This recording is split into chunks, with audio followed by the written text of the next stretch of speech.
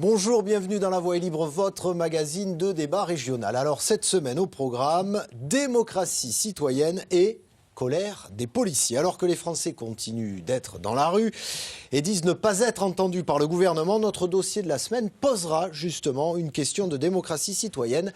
La nouvelle grande région peut-elle être proche de ses habitants? Avec nous pour en débattre, 3 élus régionaux. France Jamay, bonjour. Bonjour. Vous êtes la présidente du groupe Front National au Conseil régional. Vous êtes élue de l'Hérault. Face à vous, Kamel Chibli, bonjour. Bonjour. Vous êtes élu régional socialiste de l'Ariège et vous êtes également le vice-président en charge de l'éducation, de la jeunesse et des sports. Enfin également avec nous, Vincent Terrainoves, bonjour. Bonjour. Alors, vous êtes élu régional également, vous représentez le parti Les Républicains et vous êtes élu dans la Haute-Garonne. Et puis également avec nous, comme chaque semaine, Laurent Dubois. Bonjour à vous, Laurent. Bonjour Patrick. Alors démarrons par notre polémique de la semaine, flic de l'amour à la haine. Comment en est-on passé d'un soutien populaire à la police après les attentats de Charlie à une haine farouche, souvent par certains casseurs ou manifestants aujourd'hui? Des centaines de policiers ont manifesté devant les commissariats de notre région mercredi. Explication autour de ce ras-le-bol des forces de l'ordre avec Pascal Lagorce. Novembre 2015. Après les attentats de Paris, les policiers sont des héros. La France les ovationne. Mai 2016, 6 mois plus tard, on brûle une de leurs voitures dans les rues de Paris. Et ils sont molestés. En quelques semaines, avec les rassemblements anti-loi travail, les relations entre certains manifestants et forces de l'ordre ont dégénéré. Les incidents se multiplient. On parle de violence policière, image à l'appui. Les forces de l'ordre, elles, crient à la haine du flic. La CGT ne va pas calmer le jeu avec cette affiche. Et du coup, les policiers descendent dans la rue pour exprimer leur ras-le-bol. On la ressent pleinement du fait de 350 collègues blessés, policiers et gendarmes confondus. Une véritable guérilla urbaine et des gens préparés à casser du flic. Les forces de l'ordre prises pour cible dans les manifs, c'est l'œuvre d'une minorité, car 8 Français sur 10 disent avoir une bonne opinion de la police. J'en ai fait des manifestations, j'ai gueulé, mais il y a gueulé et gueulé. Hein? Là, c'est vraiment taper sur le flic et le casser, et ça, je ne le supporte pas. Excédés, les policiers en appellent aujourd'hui au soutien du gouvernement, auquel ils réclament de la fermeté face aux casseurs. Alors, propos d'un gardien de la paix, justement, dans les cortèges, qui disait « L'État laisse une impunité aux casseurs, on n'est pas défendu par le gouvernement ». Kamel Chibli, vous, le socialiste, qu'est-ce que vous leur répondez? Déjà, totalement solidaire des policiers qui font un travail remarquable et rappelons ce qui s'est passé récemment avec les attentats de Paris. Et je crois que les forces de l'ordre, et d'ailleurs le gouvernement et le ministre Cazeneuve a toujours été au chevet des policiers et des forces de l'ordre, je crois que là on a dépassé un certain cadre. Là, on a certaines grosses limites, je pense qu'effectivement, il faut répondre bien sûr par la sanction. Je rappelle qu'à l'heure où on parle, il y a eu 1000 interpellations et 300 condamnations.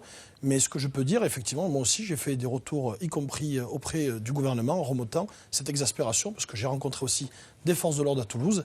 Et je pense qu'il faut être dans cette situation-là solidaire et ne pas être dans la polémique stérile. France Jamay, comment vous l'interprétez, ce ras-le-bol des policiers? Qu'est-ce que vous leur répondez? Il est tout à fait légitime.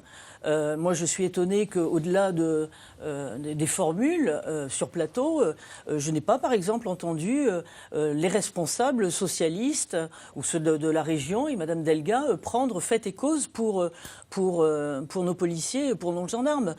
C'est encore bien gentil. Là, il parle de... Enfin, je crois qu'actuellement, c'est près de 500 policiers et gendarmes qui sont blessés par mois. C'est énorme. Et je crois que ce qui est important, ce n'est pas de faire des déclarations. Comme vous parliez d'interpellation, je crois qu'il faut qu'il y ait une véritable application. Aussi de Madame Jamay. Oui, 1000 pour 300. Application des peines, je veux dire, c'est pas moi qui le dis, ce sont les effectifs de police. On sait qui casse, on sait comment ça se passe, et tout se fait en toute impunité. C'est ça la vraie problématique. Si, juste pour terminer mon propos sans être trop longue, ce qui est évident, c'est que le gouvernement a la main molle. Et je voudrais quand même en profiter pour dire que, sans vouloir critiquer systématiquement les médias, mais même dans la sémantique, il y a quelque chose quand même qui est assez dramatique. Ce ne sont pas des scènes de manifestation, ce sont des scènes d'émeutes. Ce ne sont pas des manifestants. Oui, mais c'est la distinction faite entre les casseurs et les manifestants. Les casseurs, c'est l'émeute. Les manifestants, c'est la manifestation. Un chat et un chien. Vincent Terrainoves, est-ce que le gouvernement a la main molle, selon vous, comme vient de dire France Jamais ? Ce qui est certain, c'est que ce qui se passe est la marque de la déliquescence de l'autorité de l'État. Parce que d'une part, les gens savent très bien que s'ils commettent des actes qui sont répréhensibles et qui sont condamnés, très rapidement ils sont relâchés. C'est un problème d'ordre général qui se pose. De respect de la réglementation, de la loi, de respect des forces de police et de gendarmerie.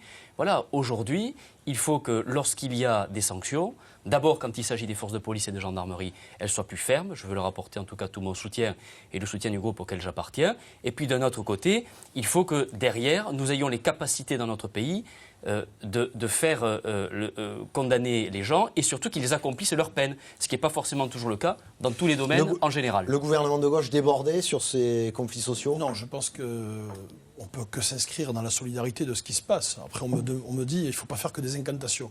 Moi, je ne suis pas membre d'un gouvernement, je suis membre d'un parti socialiste qui, effectivement... Vous soutenez ce gouvernement. Vous permettez que je termine, s'il vous plaît, Madame Jamais, je ne vous ai pas coupé. Ceci étant, il faut se dire les choses. Pas parler tout seul, je veux terminer mon propos. Si ça vous dérange, c'est comme ça. Mais néanmoins, moi, je veux bien la récupération politique, enfin, Madame Jamais, à chaque fois qu'il y a un problème de la sorte, effectivement, il y a une instrumentalisation. Je crois que la véritable réponse aujourd'hui à donner, effectivement, je suis totalement solidaire, mais aussi la fermeté. Bien évidemment qu'il faut de la fermeté, surtout quand on s'attaque aux forces de l'ordre. Ceux qui, effectivement, nous garantissent la sûreté nationale et la sécurité de notre pays. Mais je m'inscris en faux. Ne disons pas sur les parlementaires ou la présidente Carole Delga. Chaque parlementaire socialiste de cette région, de ce territoire, se sont totalement inscrits dans la solidarité vis-à-vis de ce qui se passe. Mais surtout, on demandait également au ministre de l'Intérieur et au Premier ministre d'engager tous les moyens pour retrouver ceux qui ont fait ce genre d'incident. Laurent, ce peuple, peut-être est majoritairement de gauche, qu'on voit dans la rue aujourd'hui, est-ce qu'il est plus dur justement parce qu'il se sent trahi par le gouvernement ? Patrick, attention, danger. François Hollande peut cacher un Emmanuel Macron. Présidentielle 2012, le candidat Hollande attaque la finance. 2014, Emmanuel Macron, ancien banquier d'affaires, arrive au gouvernement. Ça suscite un sentiment de trahison et de reniement, y compris au niveau du Parti socialiste. Il faut rappeler que sur la grande région, 2 parlementaires socialistes ont essayé de déposer une motion de censure. Mais s'agissant des violences policières, ce n'est pas le sujet. On a vu les images de la voiture incendiée à Paris, 3 interpellations. 3 jeunes garçons, ce ne sont pas des militants politiques. La plupart des casseurs appartiennent à des groupes structurés, organisés, les fameux Black Blocs, excusez-moi pour le patois, qui n'est pas vraiment de la région, mais il s'agit de groupuscules d'extrême gauche qui veulent déstabiliser. Il y a des actions concertées. Et puis s'agissant des coups de poing les plus virulents, ils ne viennent pas non plus de militants politiques, mais de militants syndicaux. C'est la CGT qui planifie, organise les attaques de permanence parlementaire, qui à Albi organise un autodafé pour brûler l'image de François Hollande. Donc attention Patrick de ne pas mettre tous les agités dans le même sac, car il y a plusieurs profils entre le casseur qui casse du flic, le militant syndicaliste qui pète les plombs et le manifestant qui manifeste. Il n'y a plus qu'une différence de degré, il y a une différence de nature. Alors cette image, on va la voir justement, vous en parliez à l'instant, Laurent Dubois, c'est des images à l'effigie non seulement de François Hollande, mais aussi de Manuel Valls et de Myriam El Khomri qui sont brûlés en place publique, place du Vigan. Albi, ça vous inspire quoi ça, Vincent Terrainoves ? C'est toujours regrettable. C'est quand même la marque qu'il y a un malaise très profond. Il y a des symboles qui sont choquants. Quand on brûle à l'occasion de manifestations ou de manifestations sportives, le drapeau français par exemple.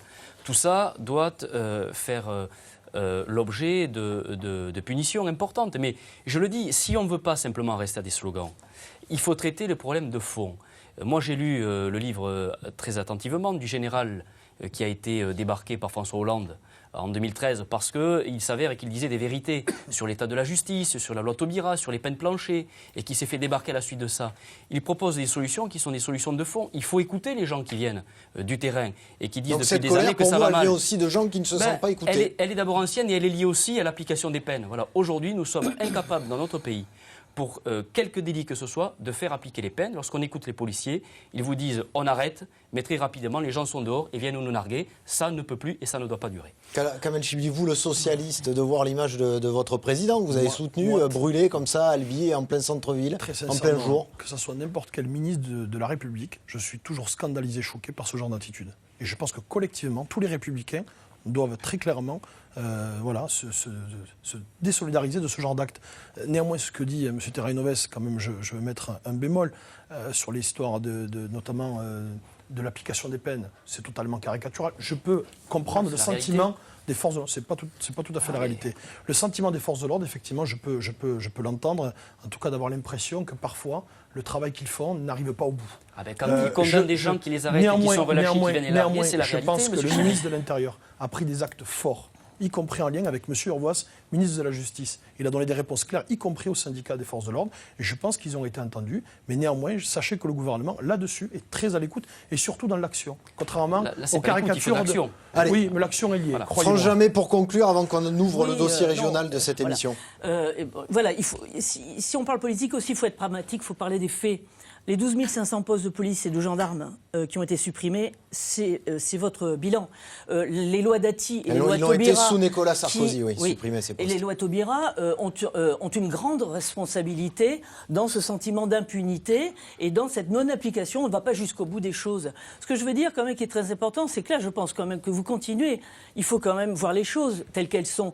Nous sommes aujourd'hui en état d'urgence, sous le régime d'état d'urgence. Jusqu'au 26 juillet, à nouveau. Nous avons des services de police qui sont au bout du rouleau et on est en train de nous expliquer qu'on ne connaît pas cette ultra-gauche, qu'on ne connaît pas, qu'on n'a pas les moyens de mettre un terme à tout cela. Je crois que c'est faux. Et je crois que là, effectivement, il y a la main molle, il y a un reniement. On revient sur ce que vous disiez tout à l'heure, c'est la main molle pour conclure. Que M. Hollande ne veut pas froisser sa gauche. Et on en est là. Je tiens à vous rappeler aussi rapidement, quand même... sinon on n'aura pas le temps de parler du dossier régional. Quand M. Valls, on y arrive toujours... On y vient. M. Valls disait voter Front National entre l'entre-deux tours des régionales, c'est la guerre civile. Ils ont voté socialiste. Allez, vous êtes attaqué, vous répondez et après on passe au dossier. Vous êtes vraiment dans un rôle très partisan et polémique. Vous soulignez, ça je l'avais bien compris, vous soulignez la suppression des postes. Mais j'aurais bien voulu vous entendre, notamment ce qu'a fait le gouvernement en créant les 6000 postes. Mais c'est pas grave, vous ne le soulignez pas. C'est pas assez, mais vous pouvez quand même le souligner, puisqu'on est dans la suppression. Juste pour terminer sur ce propos-là, je crois que franchement, sur ces questions-là, il ne faut pas agiter les peurs et les polémiques. Et bien sûr que moi, je ne vis pas dans un monde parallèle, Madame Jamet. Je suis tout à fait aussi conscient des problématiques et des problèmes. Néanmoins, je crois que les personnes identifiées sont traitées aujourd'hui. Elles seront vraiment devant la justice et elles paieront pour ce qu'elles ont fait. Et je demande à ce qu'elles paient chèrement. Mais ne faites pas croire que la gauche et le gouvernement a une position angélique. Allez, on a bien compris. Allez, on a bien compris. On va voir si l'Assemblée régionale est capable d'écouter plus le citoyen, qu'apparemment ne le fait le gouvernement. Alors, on ouvre un dossier, celui de l'Assemblée des territoires. On en débat tout de suite, mais tout d'abord, faisons le point sur ce nouveau chantier de démocratie participative avec Pascal Lagorce et Frédéric Dess. Si possible, Carole Au lendemain de son élection sur le plateau de France 3 Midi-Pyrénées, Carole Delga explique comment elle va faire de la politique autrement. Nous adaptons notre pratique politique à cette nouvelle configuration, c'est-à-dire avec une proximité, avec un lien plus grand avec les citoyens, par exemple pour la consultation du nom de la région, mais il y aura d'autres consultations sur de grands projets. Redonner la parole aux citoyens en imaginant une nouvelle gouvernance avec son partenaire écologiste Gérard Onesta. Ensemble, ils ont souhaité la mise en place de l'Assemblée des territoires pour limiter la mainmise des deux métropoles et donner la parole aux petits territoires où vivent 75% de la population. Ce que ça va leur apporter, deux choses. D'abord, quand nous aurons des politiques à tester, on va demander quel territoire a envie d'être un petit peu pionnier pour essayer de voir ce qui fonctionne plutôt que de le mettre sur un territoire qui maintenant, notre région est grande comme un pays européen. Mais également, ce sera un organe qui pourra proposer des choses. Ils pourront déposer des amendements et la voix de ces territoires ira directement en plénière où nous voterons sur les propositions du territoire. Dans cette assemblée, les territoires comme le Lauragais ou la Camargue seront traités au même niveau que Toulouse et Montpellier, avec le même nombre de représentants. Comme à la région, ils seront 158. Nous voulons que ce sont des élus locaux, des maires, des conseillers municipaux, des conseillers d'agglo, parce qu'il y aura également les agglomérations qui seront représentées. Ce que nous voulons, c'est des gens qui sont en prise directe avec le terrain. Il s'agit de limiter la fracture territoriale, éviter que certains se sentent les grands oubliés. Le département de l'Ariège n'a par exemple que 4 élus régionaux, 10 fois moins que la Haute-Garonne. À Foix, Les habitants attendent donc avec intérêt cette assemblée des territoires. C'est pas mal, il faut voir si les petites villes ou les petits villages ne sont pas plus lésés par rapport aux autres. Tant mieux si on est écouté et que ça bouge un peu plus, que les gens ne se disent pas « bon, allez, on va aller à Toulouse parce qu'en Ariège, ça bouge pas ». C'est ce qu'on a besoin, justement, pour évoluer, pour justement sortir un peu de ce ghetto-là, de petites communes. Ce nouveau dispositif, unique en France, sera soumis au vote jeudi prochain et devrait être mis en place à la rentrée, le temps notamment de se mettre d'accord sur la carte des territoires. Et selon la région, cette nouvelle assemblée ne coûtera pas un sou aux contribuables. Alors franchement, Kamel Chibli, ces électeurs ariégeois, ces citoyens là, qui se disent on voudrait un peu sortir du concept petite ville, concrètement, qu'est-ce que vous pouvez leur dire pour leur certifier que cette assemblée va mieux les représenter? L'objectif quand même dans cette assemblée, la présidente l'a rappelé, c'est d'avoir plus de concertation et d'échanges avec les citoyens. Vous avez les élus qui représentent les départements, les 13 départements, mais je crois qu'il est important aussi avec les élus locaux. Parce que le maillage territorial, l'équité aussi, et je crois que c'est une marque de fabrique de cette nouvelle majorité qui a voulu très clairement créer de la démocratie participative, mais concrètement, parce qu'il y a ceux qui parlent et ceux qui agissent. Nous, aujourd'hui, on a une responsabilité, celle qu'ont décidé nos électeurs, et de faire en sorte d'avoir une politique efficace. Et c'est vrai que nous avons deux fortes métropoles, Toulouse et Montpellier, des départements quand même ruraux, et il ne faut pas, y compris avoir le sentiment, et ce qu'on a vu, y compris dans les différentes échéances électorales, ce sentiment d'être oublié, d'être relégué. Et moi qui fais la campagne en Ariège, j'ai eu ce retour fort des citoyens sur l'inquiétude de dire est-ce que cette grande région finalement ne va pas oublier les petits territoires? Alors, justement. Et ça, effectivement, c'est, je crois, la volonté, notamment dans cette Assemblée des territoires. Vincent Terrenoves, comme France Jamais, vous êtes un des élus, vous, de la Grande Agglo, ou du moins des deux départements qui comptent le plus d'élus. Vous comprenez qu'il faille rééquilibrer à un moment donné? Mais bien sûr que je comprends. Et on s'est battu pour que les territoires ruraux pèsent autant que les métropoles.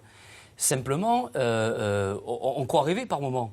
C'est-à-dire qu'on installe, soi-disant, au prétexte d'une nouvelle démocratie, un organe représentatif, mais qui ne respecte pas la démocratie directe. C'est-à-dire les membres ne sont pas élus par les citoyens. Qui a été votée par les électeurs. Nous avons été élus. Nous avons été 158 élus au Conseil régional à être élus par les Midi-Pyrénéens et les Languedociens. Nous disposons de ce mandat. Nous ne sommes pas, nous élus d'opposition, représentés dans différentes structures, différentes instances. Parfois, nous n'avons pas la parole pour exprimer nos opinions. Et là, je rêve, on nous crée un comité, un organisme, sans que nous, d'abord, nous soyons présents, et d'autre part, avec des gens qui vont être désignés, on ne sait pas trop comment, on ne sait pas combien ça va coûter. On est en train de nous dire qu'éventuellement, le siège sera à Toulouse, mais on nous explique que pour la région, il est impossible de déplacer les conseils régionaux au siège toulousain, ce qui engendre des coûts qui sont terribles. Bref, il n'y a pas de logique là-dedans. C'est un coup marketing, politique de communication quid de l'équilibre les habitants de cette assemblée. Voilà. Parce que là, on a le deuxième et le troisième groupe. Non, mais je crois que M. Terrenoves, il a du mal avec la démocratie participative. Mais c'est pas grave. Moi, je représente la démocratie. Je suis élu. Mais la preuve, et troisième groupe. Si vous considérez que moi, je représente des élus. Si vous considérez que tout doit être géré uniquement par les élus, bien sûr qu'ils ont la légitimité du peuple. Et ils représentent les territoires. Néanmoins, vous avez parlé tout à l'heure. Ils représentent les territoires. Vous-même, l'Ariège. Je pense que oui, mais ma conception aussi, c'est d'aller consulter les élus du département de l'Ariège. Mais avez-vous besoin d'un organisme pour ça? Aujourd'hui, le faites pas, c'est que vous n'êtes pas un bon élu. Rassurez-vous là-dessus. Je fais très bien mon travail depuis de très nombreuses années. J'ai aucune leçon de recevoir. Ce que je peux vous dire sur cette question-là, si vous avez du mal avec la démocratie participative, qu'elle soit d'ailleurs auprès des citoyens comme auprès de l'Assemblée des territoires. L'objectif, c'est quoi? C'est qu'à un moment donné, on puisse concerter ces élus-là, parce qu'effectivement, vous savez comme moi, vous êtes dans la Haute-Garonne. En Ariège, vous avez 4 élus, d'accord? Vous avez le département, la taille du département. Et je crois que l'objectif, en ce qui nous concerne, c'est d'avoir à un moment donné une instance où les élus qui ne sont pas des élus régionaux ni parlementaires, viennent pour échanger, discuter sur leurs attentes, leurs objectifs, mais c'est aussi un dialogue direct entre les élus de la région et cette Assemblée territoriale. Attendez, France Jamais, qu'on vous entende là-dessus, sur la représentation, parce que c'est une orientation politique. Oui, mais ça n'existe pas. On n'est pas dans un hôtel de région, Monsieur Terrenoves, ça n'existe nulle part. Ça n'existe nulle part. France Jamais, qu'on vous entende là-dessus. Et ça a été un échec. Vous avez peur, vous également, d'être oublié dans cette Assemblée, s'il vous plaît? Vous avez peur également d'être oublié dans cette Assemblée? Vous n'avez pas l'air convaincu, en tout cas. Il est évident que le Front National est systématiquement, avec ce principe de désignation qu'il qualifie de libre et que je qualifierais d'arbitraire, que le Front National est écarté. Je tiens à rappeler à M. Terrenoves que votre groupe a voté oui à l'Assemblée des territoires hier. Et parce que le principe. Je tiens à rappeler, bien sûr, voilà. Non, mais voilà, c'est schizophrénique. Non, et de la même façon que M. Chibli parle de tout l'amour qu'il a pour la police et qu'il soutient un gouvernement qui n'a pas été capable de lui exprimer le respect et l'attention, alors même que les policiers et les gendarmes sont les garants de l'autorité de l'État. C'est eux qui défendent. Bon, on revient au premier débat. Moi, je veux bien, mais bon, après. Non, mais laissez-moi terminer. Allez-y, terminez. Et tout ça est fait, nous dit-on, parce qu'il y a moins de proximité, etc. Alors la fusion, il ne fallait pas la faire, premièrement. Et deuxièmement... Oui, maintenant c'est fait, c'est fait. Oui, et deuxièmement, oui, mais enfin, il faut quand même être logique. C'est pas antinomique. On dit, tiens, on s'éloigne du citoyen, fallait pas le faire. Voilà, bon. Et deuxièmement, ce qui est plus important, c'est que ce que je pense qui éloigne réellement les citoyens des élus, et je crois que quand on fait son travail, et je crois que nous le faisons bien, on n'a pas à s'en plaindre, c'est les reniements et les renoncements.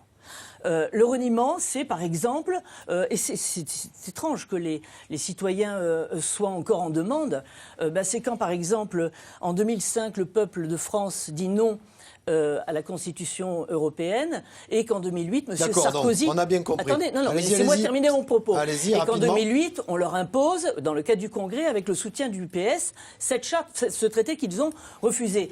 Le reniement et le renoncement... On a bien compris, peu importe l'échelon, il faut tenir c'est la gauche. ses engagements. Mais laissez-moi terminer mon propos. Tout le monde a parlé, j'ai droit à mon temps de parole. On perd du temps, mais allez-y. Non, je ne crois pas. Si, vous perdez du temps, pourquoi ? Parce que je ne dis pas des choses intéressantes. Terminez, mais si, bien sûr que si. Donc le renoncement, c'est par exemple la gauche aujourd'hui qui renonce à ses valeurs, etc. Eh bien, quand vous avez été élu sur des idées, des principes que vous bafouez, que vous piétinez, effectivement, il y a un décalage. Simplement, vous êtes dans le déni. Vous avez du mal à la démocratie, vous êtes dans le reniement. Non, je n'en ai pas de mal avec la démocratie. Vous passez votre temps en campagne électorale à dire qu'il faut plus de démocratie participative. Et je me rends compte que là, que vous êtes opposé. Donc ça veut bien dire, Madame Jamais, que vous êtes dans des slogans en campagne électorale. La démocratie participative, c'est de respecter l'électeur et ses promesses électorales. Si vous voulez les respecter, respectez la majorité, Madame Jamais. Et nous respectons nos engagements. Mais c'est normal, c'est votre façon de faire. Vous êtes dans la posture, là, mais je vous dis, vous n'avez pas respecté ni vos engagements, ni les électeurs, ni les promesses. Bon, allez, on va essayer d'avancer, et c'est l'intervention de Laurent Dubois qui en a fait les frais, en plus. Désolé, Laurent.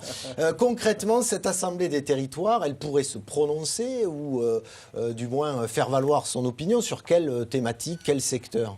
Ça peut être des sujets sur l'aménagement du territoire, sur beaucoup de sujets qui concernent la région, sur l'économie, les transports. Sur les transports qui sont quand même un sujet, les transports sur notre région.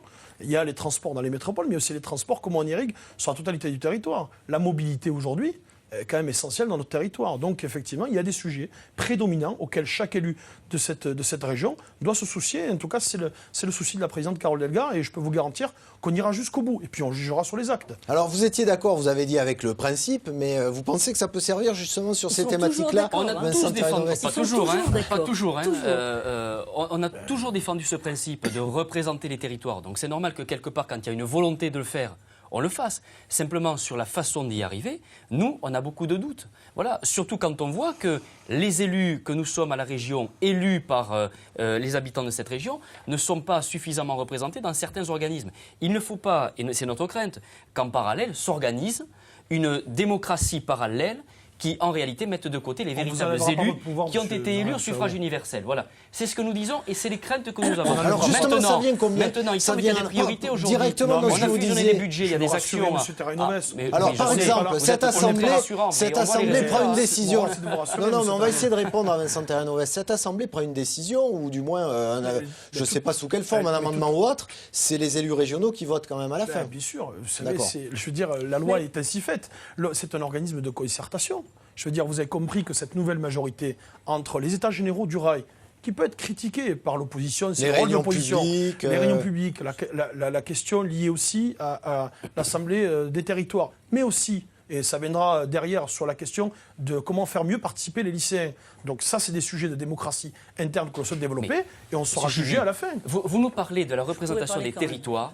Vous nous parlez de la représentation des territoires pour une équité de traitement des territoires. Aujourd'hui, nous venons de faire une fusion, d'accord, de régions, avec des politiques qui ont été des politiques différentes dans les deux régions. D'accord ?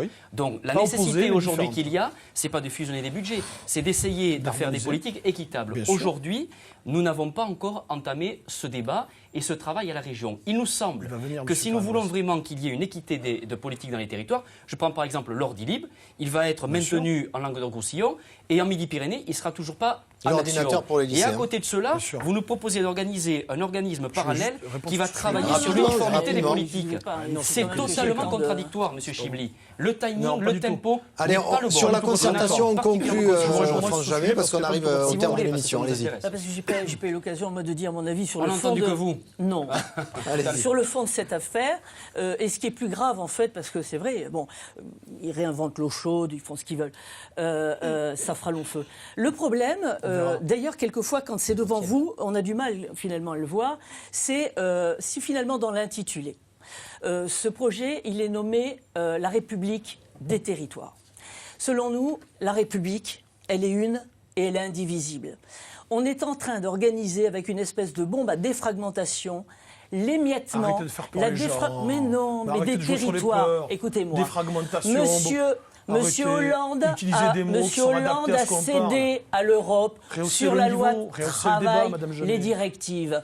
Monsieur Hollande cède aussi, et Madame Delga soutient cette politique qui vise à nous diviser, à éclater.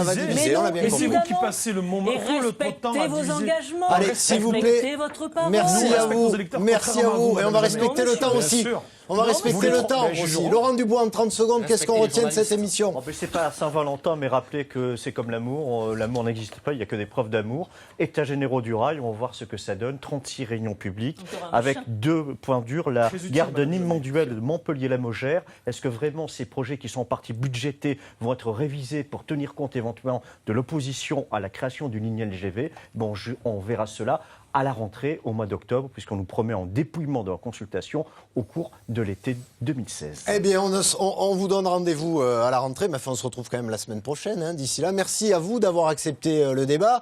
Un débat qui, vous le savez, continue sur notre blog, le blog politique. Merci à vous, Laurent. On vérifiera si tout ça a donné quelque chose à la rentrée, mais on se retrouve quand même la semaine prochaine, même heure, même endroit. Bon week-end.